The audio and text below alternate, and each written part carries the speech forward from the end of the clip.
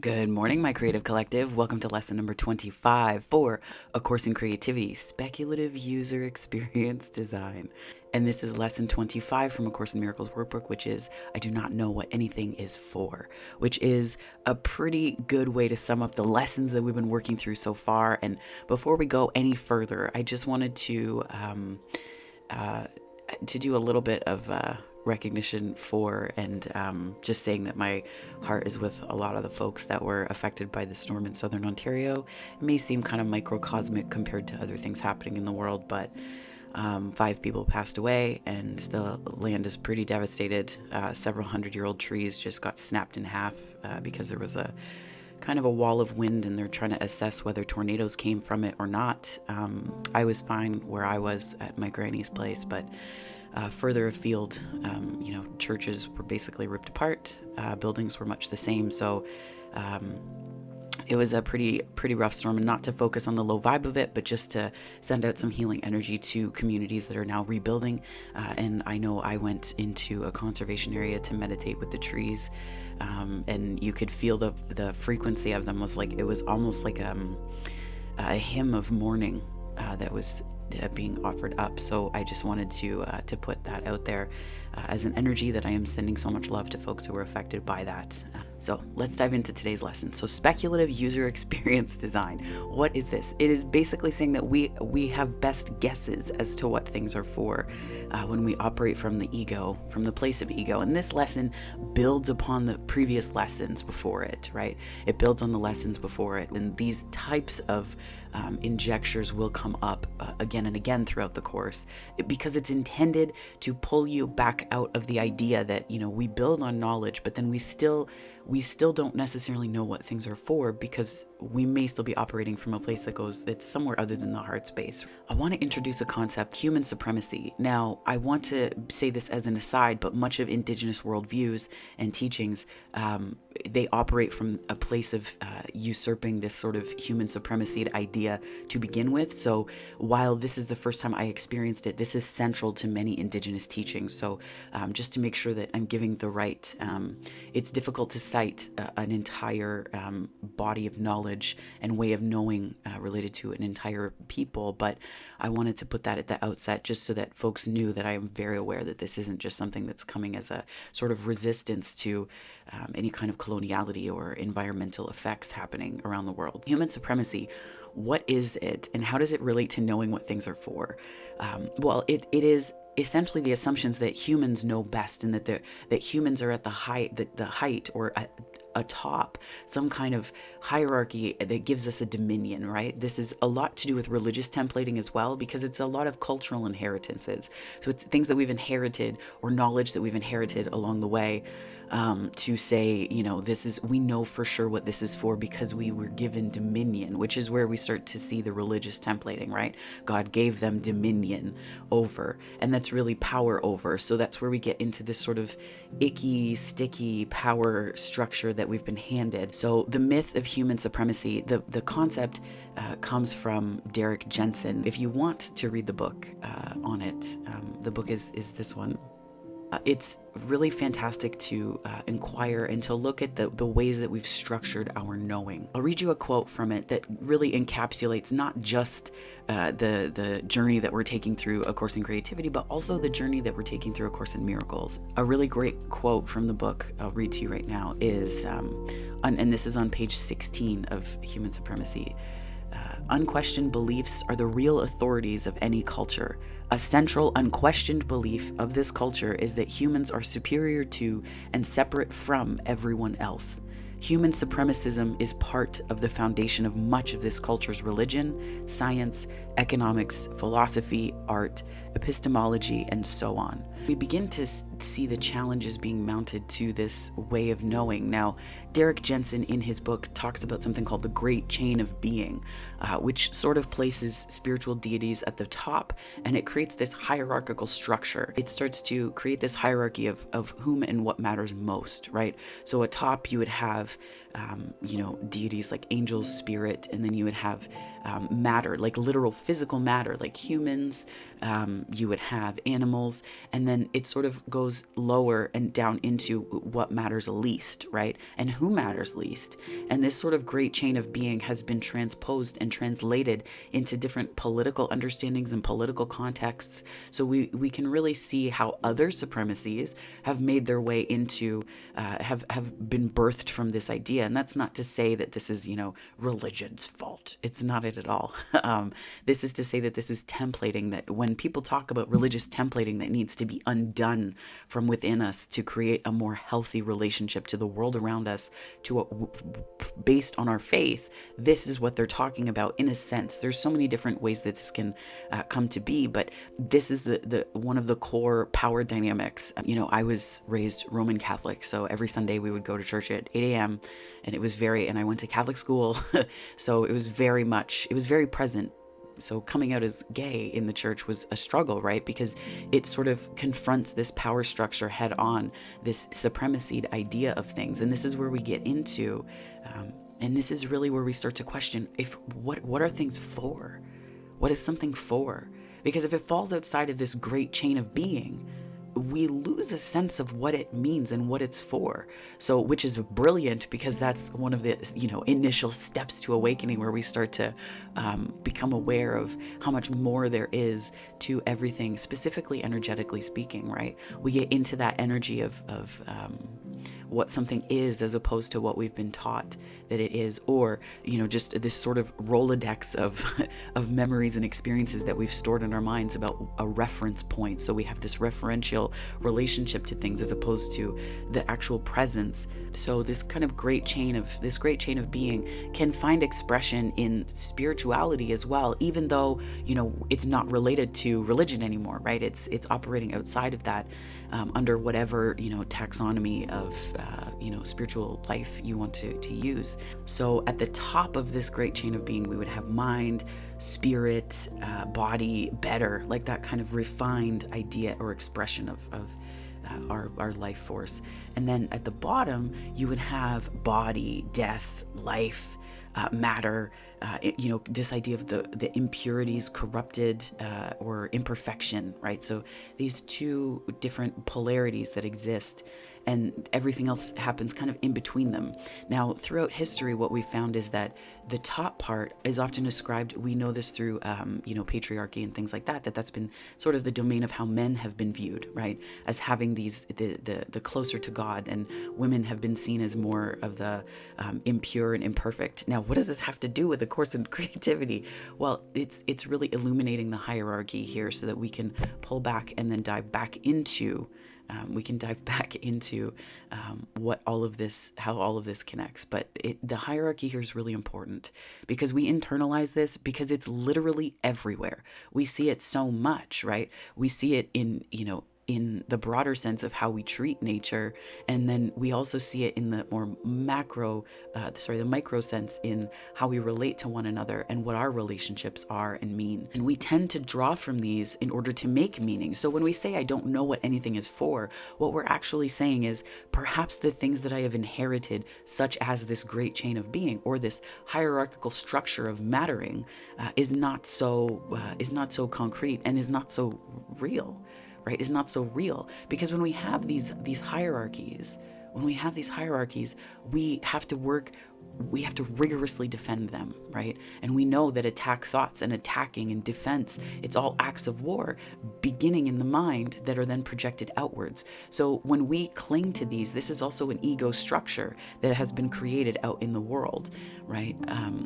So I'll read you another quote from the book. It's on page 28, which is, "The great chain of being has long been used to rationalize whatever hierarchies those in power wish to rationalize. It has been and is central to the notion of the divine right of kings, to racism, to patriarchy, to empire. It is a very versatile tool." And I've seen it creep up sometimes in the way that spiritual communities look at ascension as like the be all and end all. Like we're climbing the ladder up. But what if it's more lateral, right? So we need to sort of stop in our tracks and ask if we're using old tools to try and create something new, and we're just reproducing the same structure with more, it's like a candy apple, right? But the apple's a little rotted. So are we using these similar structures to create something that's new and actually accessible for everyone? Or are we just using the same kind of language of most pure and impure, right? And is it a lateral that we're looking to that we need, right? Looking to nature for that inspiration, right? There's not so much there's a food chain that we understand, but there's also a lateral way that nature survives and thrives in its interconnected web. So it's sort of taking a step back in terms of spirituality as well, just to understand, hey, have we been starting to reproduce these old religious templates that have been deeply harmful in our own, pursuit of something different that is supposed to be a higher form of healing, right? And higher not in the hierarchical sense, higher just as in connected to your higher self inside. Now, this also draws lines between human and non-human, and it creates this idea of humans have sentience and nothing else really does.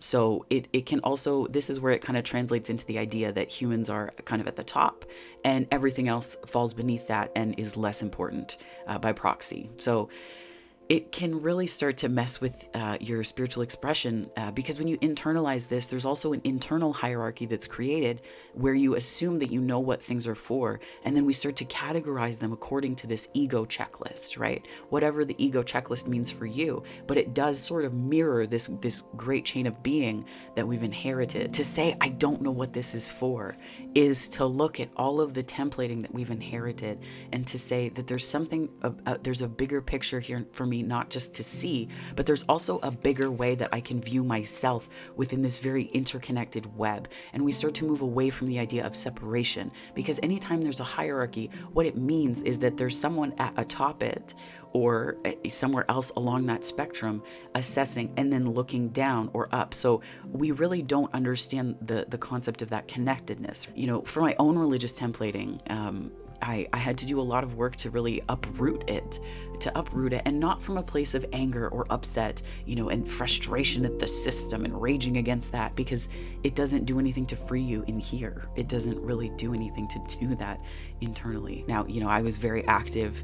I was very active in the church and found a great deal of comfort from that when I was younger. And I had to really do the work and take the journey to, it's not just about understanding and seeing it, but it's about understanding where you've placed yourself on this sort of hierarchy in the assumption that we know what something is for and what it means. Because if we say, well, I know for sure what that is, I know for sure what that means, we get into this ego certainty, and the you that knows best, the you that decides what something is specifically for, you have to cling to that vision of yourself. You have to cling to that knowledge and knowing of yourself. You really do. You have to really break free from that idea.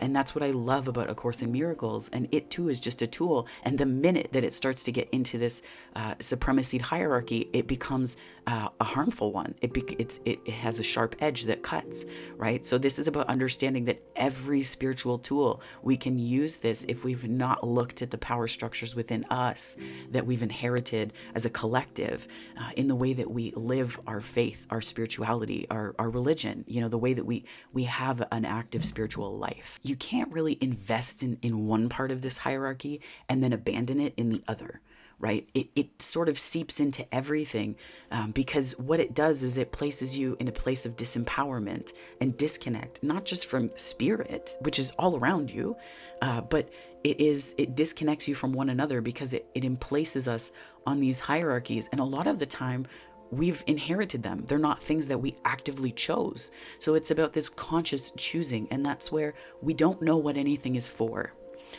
This isn't to say that things do not have a purpose, and I'm not saying cut yourself off from the world around you in your understanding of it. I'm saying this is a very grounded way of looking out into the world and saying, wow, I thought I knew, but I'm willing to be surprised, and I am willing not to be wrong, because that too buys into this right-wrong binary, right? This is an exploration of the meaning behind things that brings us closer to God, that brings us closer to spirit, that brings us closer to the things that might mean something profound to us at the core of our the centrality of our spiritual life. I don't know what anything is for. And this idea, this all we have in user experience design, we're making it up as we go along. So why are we, using as a reference point for our heart some of these hierarchies that we've internalized over time, right? because human supremacy is what informs so many other supremacies as well. And if you've been around this channel and watched any of my videos, you know that I'm very collectively oriented. So it has to be something that benefits the collective. And, I love that. Very community facing and community oriented, but also about looking at the ways that we are uprooting things that we've inherited so that it's not just about being better humans. This is about recognizing the oneness that cannot be broken, that cannot be separated, that cannot, be taken apart from us. And that abides regardless of whether we believe in it or not. We get glimpses of it from time to time with like the flow state. You have other things, rapturous prayer, bliss, meditative experiences. But what a relief, though, to remember that we don't have to be the smartest and best things on this planet. What a relief. I find so much comfort in that. When I go for a walk and I think about how, walk in the woods, and I think about how intelligent and sentient trees or mosses or fish are. Did you know that fish, if you were to feed specific fish, the studies have shown this, that if you can feed them in one area and they will remember humans 5 years. For 5 years, they will remember that. And goldfish, people say, I have the memory of a goldfish. One swim around the bowl and everything's new. That's how I've described my ADHD sometimes. But goldfish can actually remember the color of a feeding tube for up to a year. So they have a memory. They have feelings. This is to say, we're not the smartest ones here, right? We look to the stars and say intelligent life is out there. Intelligent life is beneath your feet. It is beneath your feet, right? But we have this templating that says that we have to not only know what everything is for, but that we do, and that we're sure of this. We're sure of this.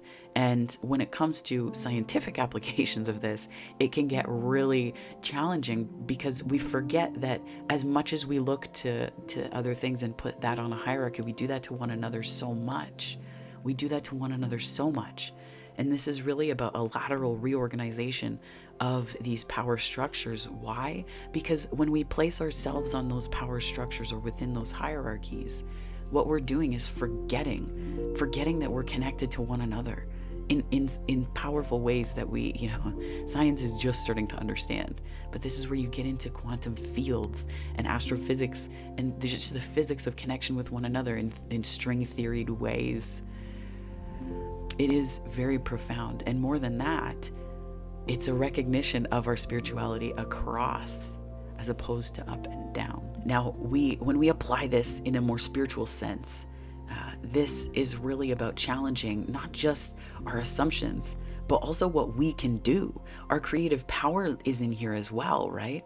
Our creative power is wrapped up in this too, because if we don't know what something is for, what a gift that is. Because then we don't have to assume, we don't have to expect anything, we don't make demands of it.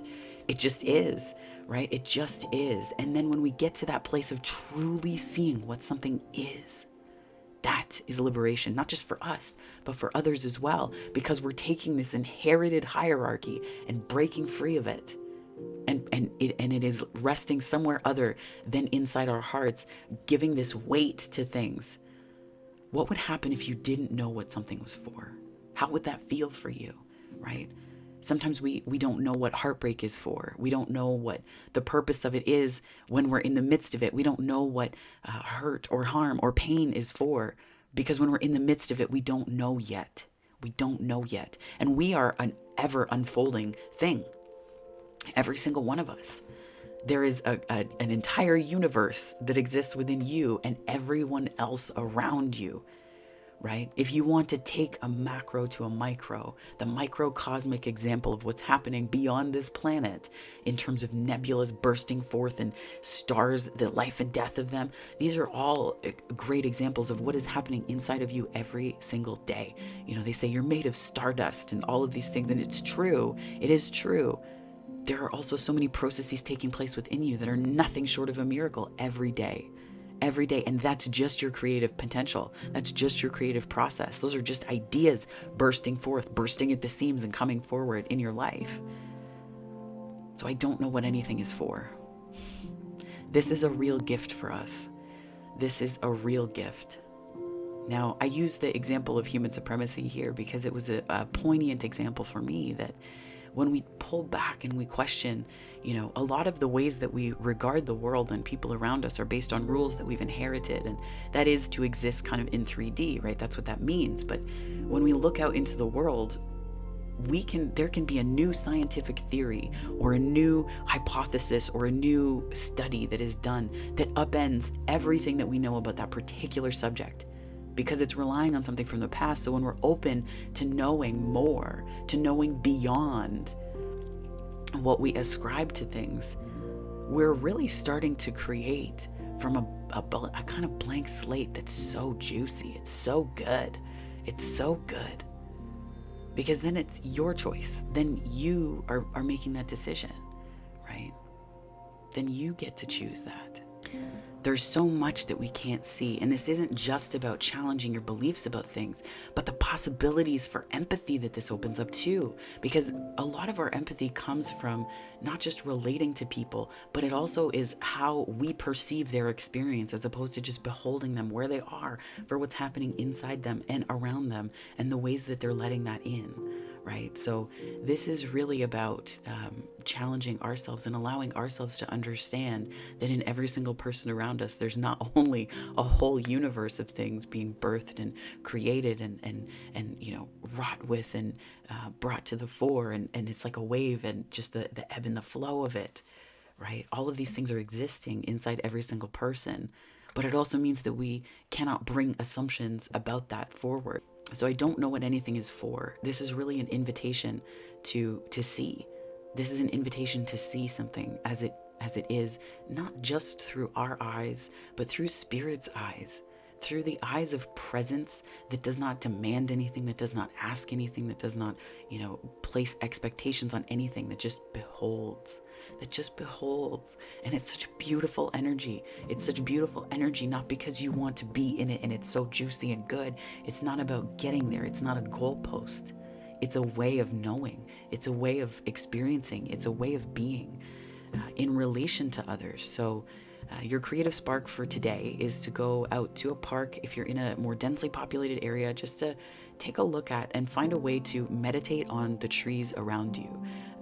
Now, I find this to be particularly helpful to do often as I'm pretty feral and somewhere in the woods or, on a shoreline somewhere. But if you do that, just behold the tree as it is and understand that there are thousands, and I mean thousands of processes happening inside of it at any given moment, that we don't fully understand. And to assume that we know what something is for is to place ourselves in a relationship to power with it or over it that doesn't really ever allow it to be as it is.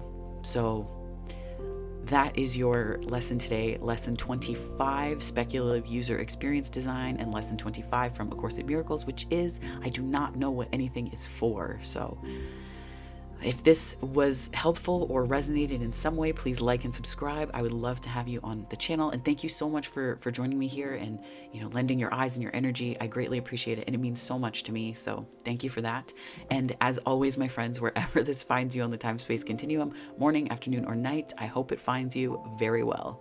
Take care and have a wonderful day.